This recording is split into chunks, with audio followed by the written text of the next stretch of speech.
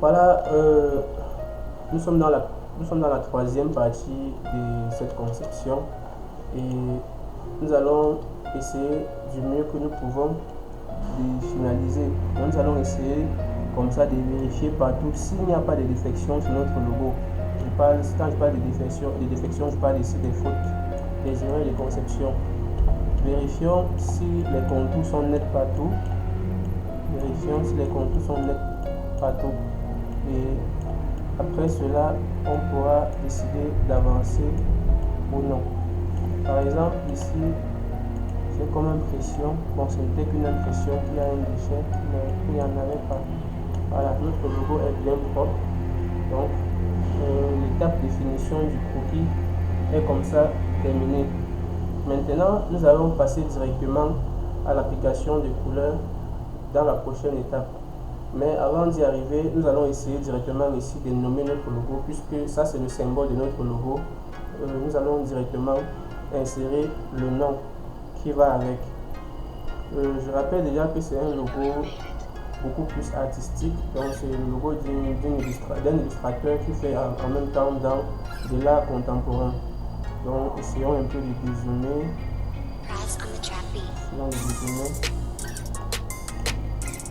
Et saisissons déjà à l'aide de notre outil texte, que vous voyez très bien ici, notre texte qui est le nom.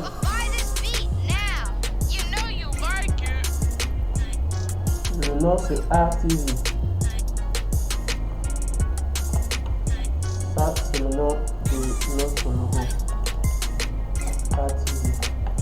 Essayons déjà de donner une taille de police en allant ici dans le panneau caractère.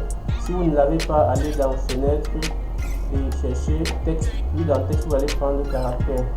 Donc pour moi, je vais commencer déjà par filtrer mes polices afin d'avoir quelque chose avec du sérif. Donc je veux filtrer pour n'avoir que les polices avec sérif. De préférence des polices avec une hauteur assez élevée. Voilà, vous voyez, j'ai essayé de filtrer au fur et à mesure. Les polices ont diminué. Je vais prendre un contraste élevé. Je continue et ainsi nous avons très peu de polices. Essayons de voir.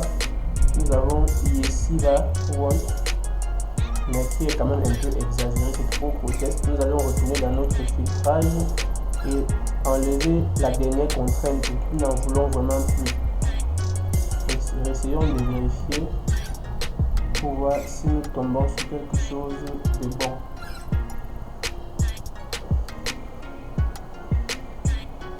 Ici. Voilà, on se retrouve comme ça sur une police classique.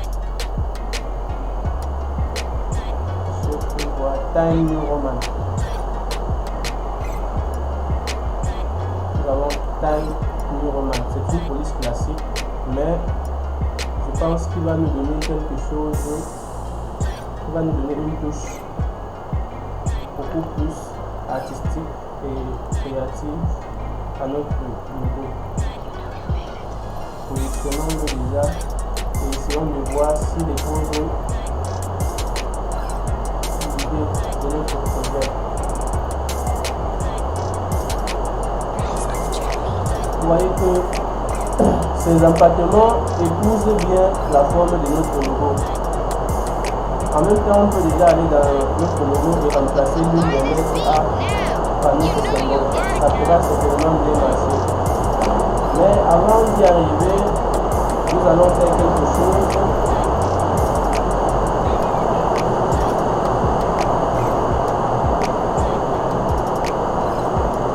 Cette chose-là, c'est bien le dimensionnement de notre texte.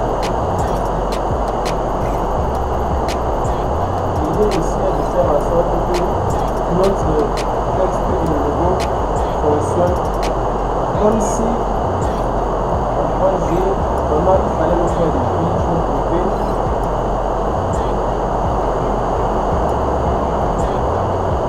Comme si c'était une montagne. Faites-vous également comme moi. Sélectionnez le tout. Je peux cacher ce panneau vous venez dans le panneau alignement, vous choisissez aligner sur le plan de travail. Ensuite, vous cliquez ici. Là, ça va aligner tous vos éléments ensemble sur le plan de travail. Là, nous voyons que tout est aligné sur le repère. Voilà. C'est bon. Je peux vous rassurer que notre symbole est déjà comme ça presque fini. Mais nous avons une particularité que nous allons ajouter dans notre logo. C'est que le A sera un peu plus épais. Donc nous allons prendre la valeur bold de notre police.